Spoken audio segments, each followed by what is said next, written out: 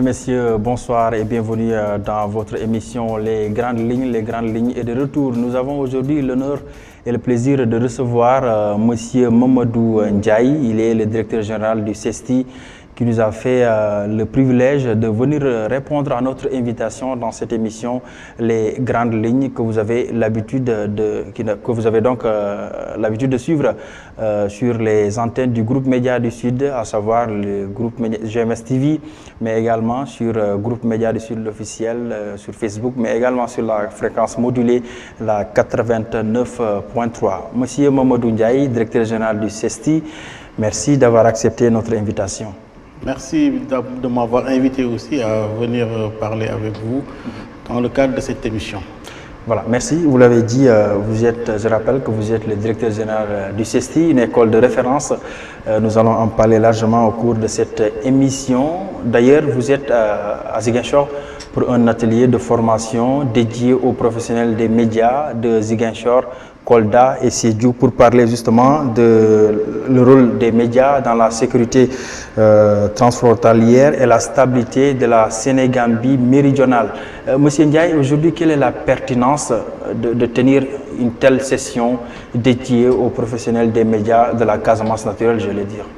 Alors, nous avons pensé avec nos partenaires qu'aujourd'hui, le journaliste a un rôle majeur à jouer dans le cadre de la sauvegarde de la paix, surtout dans une zone frontalière avec aujourd'hui toutes les exigences géostratégiques que nous vivons, les risques même géostratégiques que nous vivons. Oui. Le journaliste doit être outillé pour qu'il puisse prendre en charge correctement les problèmes relatifs à tout ce qui touche les frontières de manière générale. Oui. Vous savez, quand vous êtes journaliste, vous avez l'impression de dire une chose banale, surtout quand vous êtes dans ces zones frontalière-là, transfrontalière, vous vous rendez compte que ce que vous pensez être une information banale peut avoir des répercussions assez compliquées parfois de l'autre côté de la frontière. Ou même parfois pour les résidents de là où vous êtes et qui sont de l'autre côté de la frontière. Et on a plein d'exemples comme ça dans le monde. Et nous nous sommes dit que nous remarquons que de plus en plus certains incidents relatifs à ce genre de comportement de certains journalistes, nous nous sommes dit avec la Fondation Konrad Adenauer, notre partenaire pour cette formation-là, que nous allons proposer une formation aux journalistes de Gambie, de la Guinée-Bissau, mais également de la région naturelle de Casamance autour de cette problématique-là. Et on aurait aimé prendre plus de journalistes parce que c'est une problématique intéressante et d'actualité. Mais malheureusement, nous avons été limités de par le nombre. C'est la raison pour laquelle nous pensons pour le futur pouvoir intéresser d'autres catégories de journalistes avec les partenaires avec qui nous travaillons. Très bien. Aujourd'hui, on parle généralement de stabilité de la Sénégambie. Pour vous, M. Ndiaye, quel est le rôle fondamental que doivent jouer les médias pour afin atteindre cet objectif, c'est-à-dire la stabilité dans cette partie? Le journaliste ou les médias de manière générale doivent être des acteurs de paix. Mais pour être un acteur de paix, il faut maîtriser ce que l'on fait. Assez souvent, déjà, les problèmes de base viennent du fait que les journalistes eux-mêmes ne maîtrisent pas souvent certains termes, la terminologie même qu'ils utilisent quand il s'agit de parler de la sécurité, quand il s'agit de donner des informations parfois sensibles et qui peuvent avoir des répercussions compliquées. Parfois aussi, il y a des relations heurtées entre les journalistes et les forces de défense et de sécurité qui sont dans une mission de maintien de la paix, de maintien de l'ordre, et aussi, à leur niveau aussi, les journalistes qui sont dans une mission de service public d'information. Il peut y avoir des bisbilles, mais si chacun comprend ce que fait l'autre et comment il doit le faire, même ces contraintes, je pense que la cohabitation doit être facile à mettre en œuvre. D'ailleurs, dans le cadre de ce séminaire-là, ce que nous nous sommes dit, c'est que nous devons travailler à ce que les journalistes et les forces de défense et de sécurité puissent vivre dans une confiance mutuelle. Cette confiance mutuelle va permettre aux journalistes de faire correctement son travail et aussi aux forces de défense et de sécurité de gérer leur mission sans que les informations diffusées par les journalistes puissent les mettre en danger ou en difficulté. Parfait. Le rôle de ces journalistes, certes vous êtes à Dakar et vous avez un regard de ce qui se fait ici en Casamance de manière générale. Quelle est l'appréciation que vous faites du travail qu'abattent justement ces médias qui sont ici ou ailleurs, sinon en Casamance? Alors moi je pense que c'est un travail très très intéressant. Vous savez, je suis à Dakar comme vous le dites, mais en tant qu'acteur des médias, et aussi moi je suis enseignant-chercheur et je m'occupe des médias de manière générale, mais aussi des médias en ligne. Et je vois quand même une très grande dynamique concernant cette région en termes de journalisme. Je suis venu il y a quelques années avec le CESTI bien sûr animer une formation sur la radio. La radio de manière générale. On a fait ce programme-là avec Ford, la Fondation Ford, ici à Ziguinchor, mais aussi à Kolda. Nous avons remarqué cette dynamique, ce besoin de formation pour les journalistes de manière générale, mais il y a aussi une très grande qualité dans la production. Parce que quand même depuis Dakar, avec toutes les radios, toutes les télés, nous recevons des relations régulièrement de correspondants sur place et qui parlent des activités ici. Mais aussi et surtout, nous avons remarqué quand même des médias émergents qui sont plus ou moins sur les réseaux sociaux, parfois aussi, parce que nous, on ne peut pas regarder ça sur le câble ou ailleurs, parce que voilà, je ne sais pas si ça existe, notamment votre radio, que votre organe de presse que j'ai découvert pour la première fois de la part d'une étudiante qui voulait venir au CESTI. Voilà, elle nous a donné des vidéos et c'est là où j'ai compris qu'il y avait quand même quelque chose d'intéressant qui se faisait ici. Après, j'en ai parlé avec d'autres amis. J'ai vu Papa Djibril Fall aussi, à un moment donné, on a eu à discuter. Voilà, j'ai eu des étudiants, des diplômés, des journalistes qui sont passés au CESTI, qui sont venus travailler ici. Donc, ça m'intéressait de voir un peu comment vous travaillez et j'ai beaucoup apprécié ce que vous faisiez dans le domaine des médias. Globalement aussi, comme je vous le disais tout à l'heure, moi j'ai une très haute estime des journalistes qui sont ici et qui travaillent régulièrement. Je les rencontre dans d'autres forats, je les rencontre également dans d'autres occasions et je sais que globalement, ils sont à un très bon niveau et ils ont aussi un besoin de se perfectionner régulièrement en toute humilité. Absolument. Nous parlons justement maintenant du CESTI, dont vous êtes le directeur général. Alors, comment se porte, directeur, votre école, CESTI, une école de référence citée en Afrique, pour ne pas dire dans le monde entier, par la qualité de la production, mais également par la bonne graine qui sort justement de cette école de formation? Alors, le CESTI se porte très bien, malgré quelques difficultés, il faut le dire, parce que nous sommes une école publique avec un petit budget, il faut le dire. Mais il y a 2 ans, j'ai pris la direction du CESTI après une période difficile. Et ces difficultés-là, nous les avons surmontées parce que nous avons réussi déjà à instaurer le dialogue social, un climat de paix sociale au niveau du CESTI entre toutes les entités. Et aujourd'hui, nous avons développé un plan stratégique de développement qui donne une vision au CESTI sur les 3 prochaines années. Et ce plan stratégique permettra aussi au CESTI d'augmenter sa capacité de formation, sa capacité d'accueil.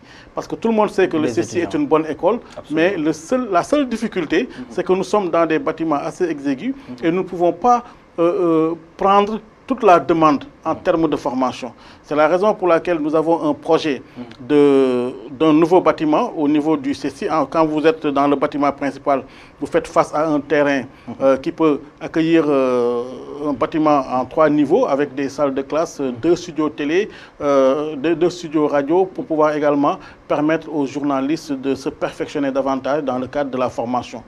Pour dire que nous sommes ambitieux, mais ce projet, malheureusement ou heureusement, coûte quand même dans les 2 milliards de francs CFA.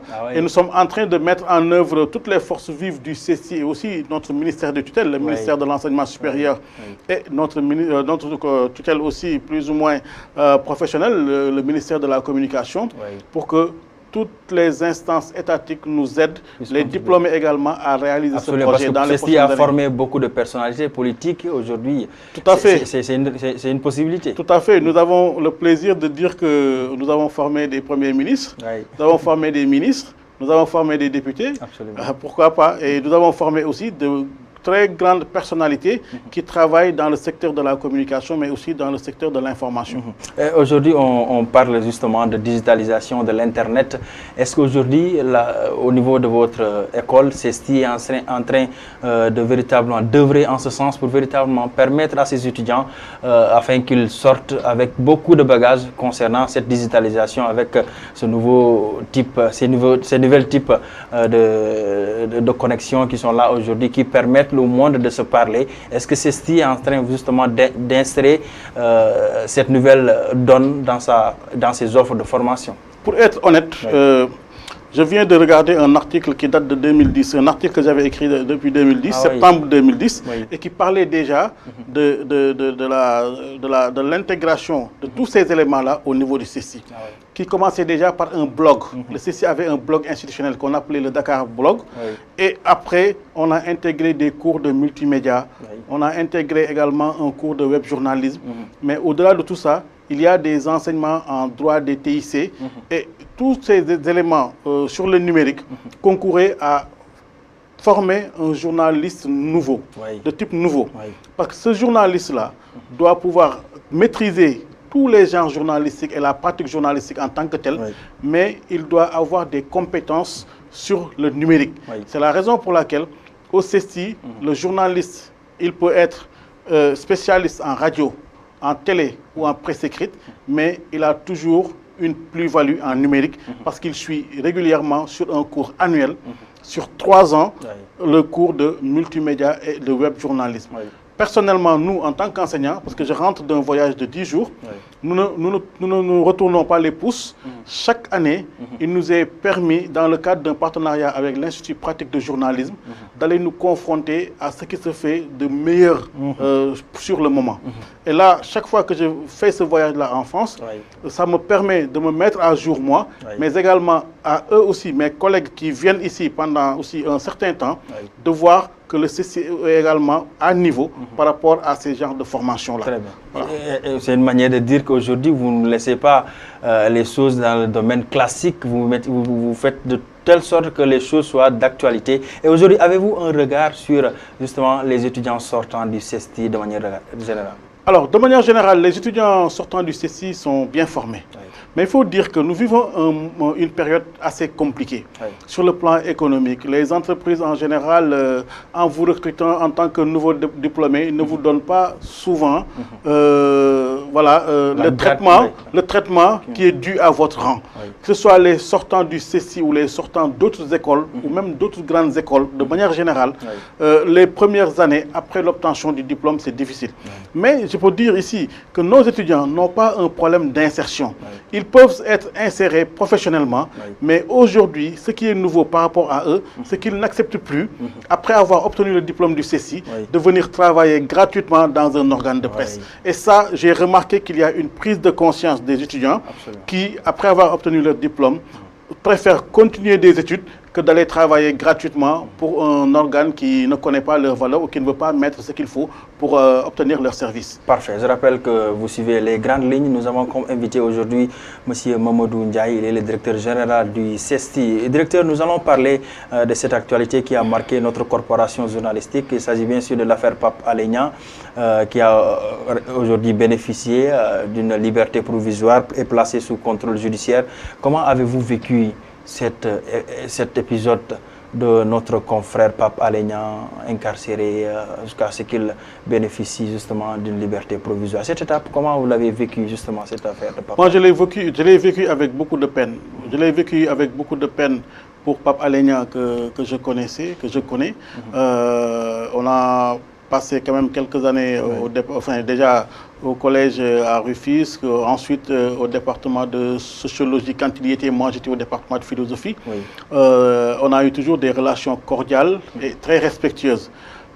C'est un journaliste que j'ai beaucoup apprécié durant en tout cas ses activités, dans le cadre de sa profession. Mais je l'ai vécu avec beaucoup de peine pour lui, mais également pour notre pays.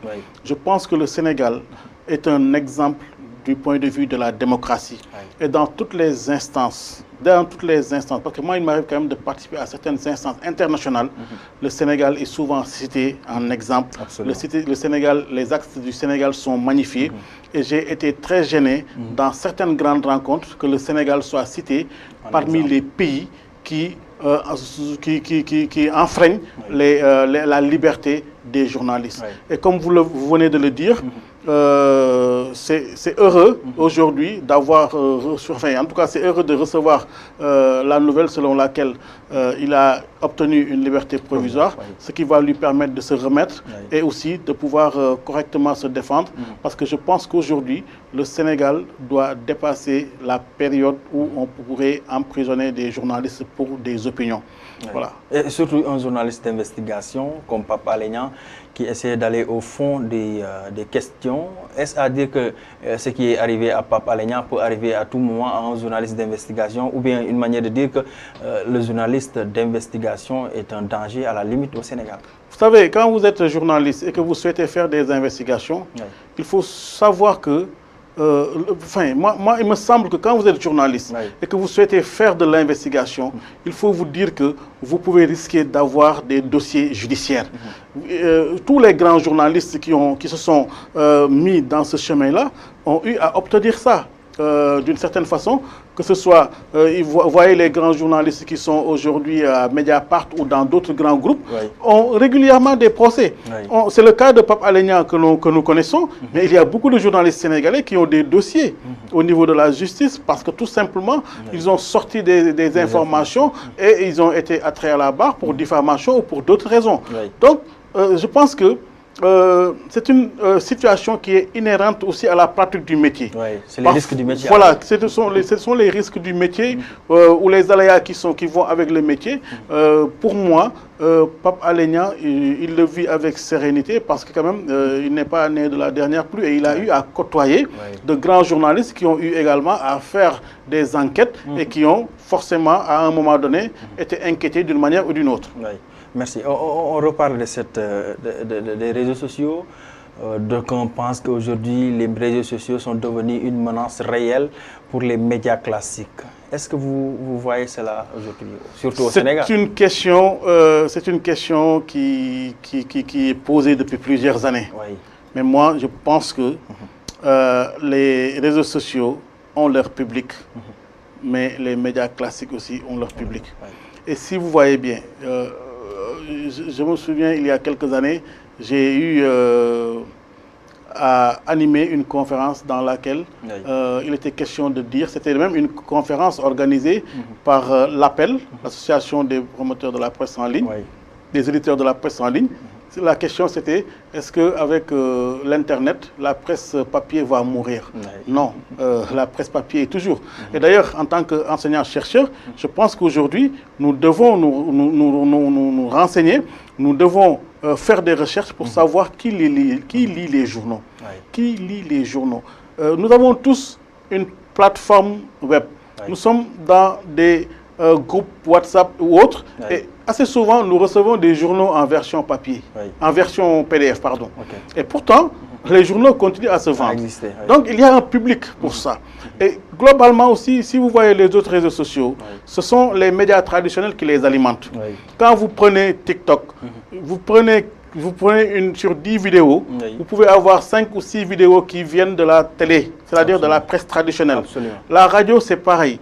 Donc, on a aussi aujourd'hui beaucoup de chaînes qui sont sur le web. Je pense aujourd'hui, la problématique n'est pas en termes de un média va faire disparaître un autre, mais ceux qui sont aujourd'hui dans la presse traditionnelle doivent pouvoir s'adapter.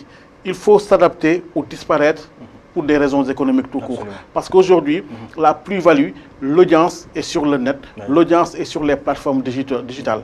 Donc, il faut avoir une politique. C'est des occasions à saisir. C'est des occasions à saisir. Ce sont des opportunités à saisir. Mais pour les saisir, il ne faut pas seulement faire du copier-coller. Par exemple, un journal qui publie les articles de presse écrites sur le site du journal n'a pas de plus-value. Mais l'information peut être traitée autrement. Si vous regardez un peu Le Monde, qui est un organe de presse, un journal connu, qui paraît à 14h, 15h, ce journal-là a un compte TikTok sur lequel la journaliste ou le journaliste qui fait le développement d'une affaire t'explique de manière méthodique une information sur un angle qui ne peut pas être prise en charge par le journal. À la télé, c'est pareil. Certaines émissions peuvent être dupliquées, mais en termes de modèles qui peuvent aller sur les réseaux sociaux. J'ai vu qu'aujourd'hui, la FIFA le fait avec les résumés ou sur TikTok, vous pouvez tomber sur des vidéos, sur des vidéos de quelques secondes qui vous montrent juste une action de but. Et c'est parfois ça que l'internaute a besoin. L'internaute, par définition, est un type pressé, qui ne passe pas beaucoup de temps sur une page. Absolument. Donc, il faut tout de suite le convaincre, il faut tout de suite lui donner ce qu'il a envie de consommer. On parle tout à fait autre chose. Le niveau, justement, directeur des débats dans nos médias au Sénégal, j'allais dire, on sent très souvent que le niveau est bas. Oui. Comment appréciez-vous cette situation aujourd'hui des médias qui jadis avaient un niveau de débat assez élevé, mais malheureusement, les gens sont subitement tombés à un niveau assez bas de débats, conditionnés par des débats folkloriques, du journalisme de caniveau, j'allais dire. Qu'est-ce qu'on a fait pour arriver là? Bon, ce qu'on a fait, c'est un manque de rigueur. Moi, je pense que je fais le même constat que vous. Et honnêtement, je ne regarde plus beaucoup de débats parce que déjà, ce n'est pas intéressant. Ou ce sont des questions sur lesquelles vous avez vu les intervenants, il y a 2 jours, ils ont débattu de ça sur une autre télé ou sur une autre radio ou sur une autre plateforme web. Aujourd'hui, il y a beaucoup de sites.com qui organisent des débats dans un salon, etc. Vous voyez pratiquement les mêmes acteurs qui font le tour des médias de manière générale. Mais c'est de la répétition, un. Deuxièmement, si on en est arrivé là, c'est parce que aussi ceux qui animent les émissions ne peuvent pas ou ne savent pas faire un bon casting. Parce que quand même, une émission, on la prépare et pour qu'elle soit intéressante, il faut un bon thème, il faut également des personnes capables de tenir un débat de haut niveau. Mais si vous prenez des gens qui sont là, pour la plupart, ils sont venus en mission. Pour la plupart, ils sont là pour plaider une cause. Ils ne sont pas là pour venir éclairer la lanterne des Sénégalais, mais ils sont là pour dire que telle personne a raison ou pour enfoncer telle autre personne. Moi, je pense qu'on ne peut pas avoir un débat de haut niveau. Aujourd'hui, je pense qu'il faut que la profession se remette en question et je pense qu'ils en sont conscients parce que il y a quelques jours, j'ai entendu un projet d'organisation des assises des médias et je pense que c'est l'occasion d'impliquer toutes les composantes de la profession pour que les gens s'asseyent, se regardent les yeux dans les yeux et se disent la vérité. Là, aujourd'hui au Sénégal, concernant le journalisme, si rien n'est fait, nous allons directement vers le mur. Alors, quel type de médias, directeur, aimeriez-vous voir en ce Sénégal de 2022? Quel type de médias exactement? Alors moi, je voudrais avoir des médias responsables déjà. Nous sommes... Le Sénégal est en train d'aborder un tournant décisif. Nous devons avoir des médias responsables, des médias dans lesquels l'information n'est pas diffusée pour satisfaire les désirs d'un camp, mais pour satisfaire le désir de donner l'information vérifiée, de parler de vérité et de ne pas faire dans la désinformation. Aujourd'hui, la vérité est attaquée de toutes parts. Que ce soit dans les médias traditionnels ou sur Internet, vous avez souvent des activités de désinformation qui, à la longue, va même ternir la profession de journaliste. Parce qu'aujourd'hui, si un groupe de presse respectable donne une information qui est démentie à la suite, ça crée des problèmes de crédibilité. Et je pense que tous les médias aujourd'hui, tous les journalistes qui veulent en tout cas travailler dans cette profession-là doivent être conscients du fait que aujourd'hui, le journalisme, les médias doivent aller dans la qualité, doivent aller dans l'esprit responsable, savoir que si on donne des informations qui ne sont pas vérifiées pour embraser le pays, leurs activités aussi peuvent être touchées par ce qu'ils ont fait de manière globale. Alors on va parler d'un constat qu'on a tous fait au Sénégal, c'est cette même mise des politiques ou bien des politiciens, justement des médias, jusqu'à ce que les gens doutent de l'impartialité des organes ou même des hommes de médias. Aujourd'hui, cette même mise des politiques sur les médias, sur les hommes de médias, Vous avez justement fait ce constat, directeur? Alors, en fait, en tant que chercheur, quand même, je ne peux pas dire qu'il y a une mémise. Hein. Je ne peux pas être aussi catégorique que vous sur ce point-là. Mais, vous savez, il ne faut pas être dupe. Hein. Un média est un élément de communication. Un homme politique a besoin des journalistes, a besoin des médias. Les journalistes, les médias ont besoin des hommes politiques. La preuve, parmi les hommes politiques, il y a de bons clients. Parmi aussi les groupes de presse, il y en a de bons clients. Donc, c'est une relation d'intérêt. C'est une relation d'intérêt, mais le journaliste doit savoir où se situe son niveau de compétence par rapport à l'analyse de certaines questions, mais l'homme politique aussi doit savoir où se situe son niveau d'exigence par rapport au travail du journaliste. Pour moi, un journaliste qui se respecte ne va pas se laisser piétiner par un homme politique. Quel que soit son bord ou son camp politique. Voyez, un journaliste, il doit avoir l'autorité de gérer son plateau, de gérer ses activités en se faisant respecter et aussi en assumant ses points de vue.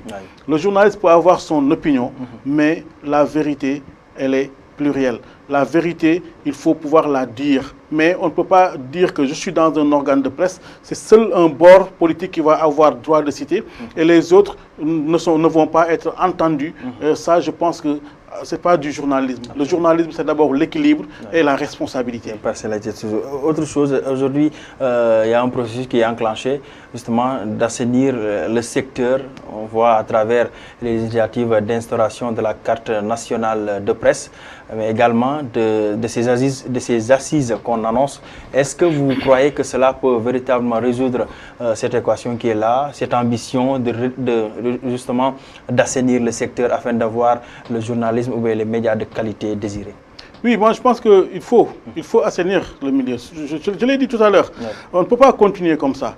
Et je pense que déjà le code de la presse doit également être un élément pour ça. Absolument. Mais il faut que toutes les dispositions du code de la presse soient appliquées, notamment la nouvelle autorité pour réguler les médias de manière générale.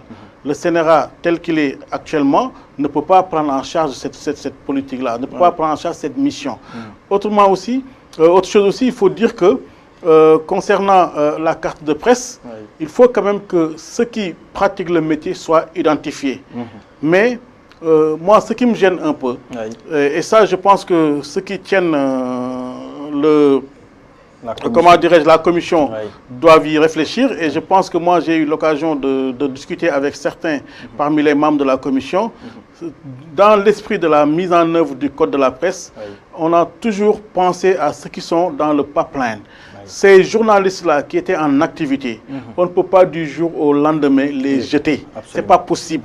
Et moi, je pense qu'il faut revoir les procédures pour que ceux qui sont en posture d'obtenir la carte de presse par la validation des acquis, qu'on puisse leur permettre de se régulariser et de faire correctement leur travail. On ne peut pas dire qu'une personne, moi en tout cas j'ai ce problème-là personnellement, je vois des journalistes qui sont là depuis 15-20 ans, on ne leur donne pas la carte de presse parce qu'ils n'ont pas tel ou tel diplôme. Moi, je suis dans une école, mais je n'ai pas ce culte-là voilà, parce que je sais qu'on peut ne pas obtenir le diplôme et être meilleur qu'un jeune qui est sorti d'une école de journalisme, qui n'est parfois même pas reconnu par l'ANAQ-Sup et qui peut obtenir la carte de presse, alors que ceux qui ont été dans des rédactions et qui ont parfois travaillé avec ceux qui donnent la carte actuellement, se retrouvent à ne pas pouvoir avoir cette carte-là, ça pose problème. Il faut une réflexion en profondeur, et cette réflexion-là, si on veut régler les choses, il faut qu'on la tienne. Il y a autre chose qu'il faut énumérer également, c'est ces écoles de formation qu'on crée par-ci, par-là. Aujourd'hui aussi, cette situation, est-ce qu'il ne faut pas régulariser cet enseignement supérieur? Chaque école créée par là formera certainement des journalistes. À la limite, on ne comprend même pas. Est-ce que ceci aussi n'est pas un chantier à entamer pour véritablement régulariser ce secteur de l'enseignement supérieur? Non, le secteur de l'enseignement supérieur est régulé. Hein? Il y a des textes clairs qui sont là. Le système de l'enseignement supérieur au Sénégal obéit à des textes qui sont clairs.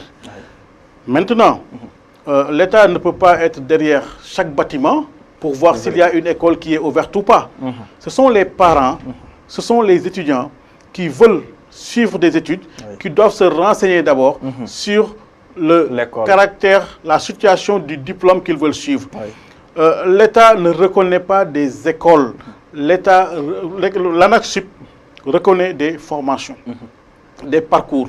Et c'est là où voilà, il faut insister sur ce point-là. Je rappelle que nous avons l'honneur de recevoir aujourd'hui dans cette émission M. Mamadou Ndiaye, le directeur général du CESTI. Directeur, nous savons que vous êtes un amoureux du football, l'équipe du Sénégal, justement avec la participation des Lions du Sénégal.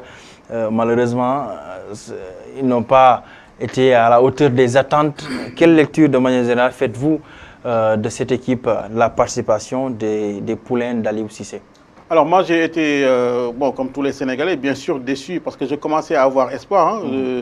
Voilà, qu'on allait peut-être avoir au moins à passer une étape de plus. Malheureusement, on a été éliminé par les Anglais. Et je pense que nous sommes tombés sur une bonne équipe anglaise. Les Lions se sont défendus, les armes à la main. Mais moi, je peux vous dire que j'ai été plus ou moins touché.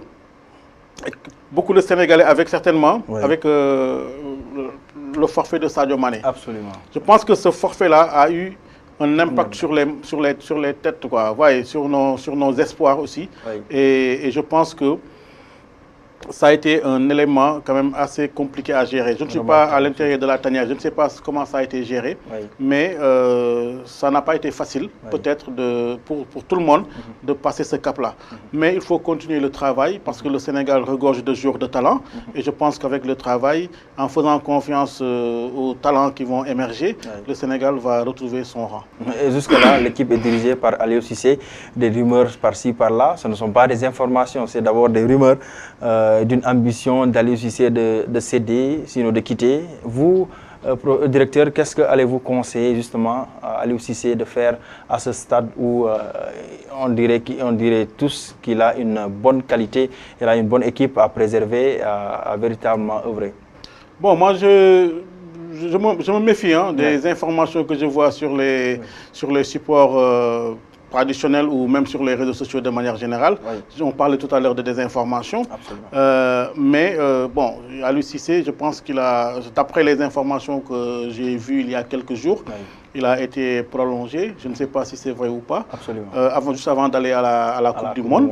Maintenant, je comprends mal que, voilà, que vous puissiez avoir la confiance du Sénégal de manière générale et que, bon, à la suite d'un échec, et puis d'un échec quand même, on n'a pas été battu par n'importe qui quand même.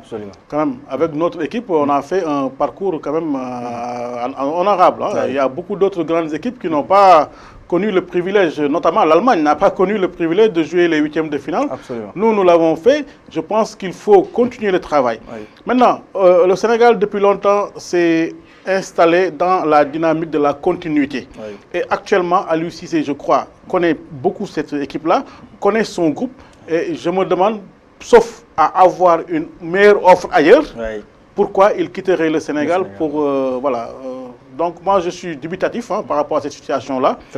Si ça ne dépendait que de moi, j'aurais souhaité qu'il continue son travail jusqu'à la fin de son contrat. Absolument. C'était M. Mamadou Ndiaye, le directeur général du CESTI. Directeur, votre dernier mot pour cette émission d'aujourd'hui. Espérons vous revoir justement pour d'autres émissions. Oui, c'est un plaisir d'avoir partagé ces quelques instants avec vous et d'avoir répondu à vos questions.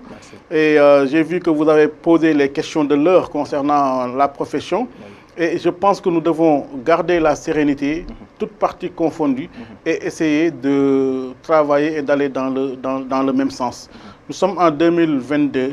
L'année 2023 va être une année compliquée dans le domaine de la presse, dans le domaine parce que nous sommes dans moi je pense que déjà c'est une année électorale, quoi qu'on puisse dire, parce que cette thématique-là va être beaucoup présente sur les médias de manière générale.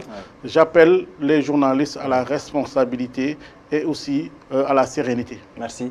Merci, monsieur Mamadou Ndiaye. Mesdames, messieurs, chers téléspectateurs, auditeurs et internautes du groupe Média du Sud, c'en est tout pour votre émission Les Grandes Lignes que recevait aujourd'hui monsieur Mamadou Ndiaye, le directeur général du CESTI. C'était un grand plaisir de vous accompagner tout en vous donnant rendez-vous, mais bien avant cela, un grand merci à l'équipe technique derrière les caméras, nous accompagne véritablement pour la réalisation de cette émission. Nous vous donnons rendez-vous très prochainement pour un autre numéro de votre émission Les Grandes Lignes.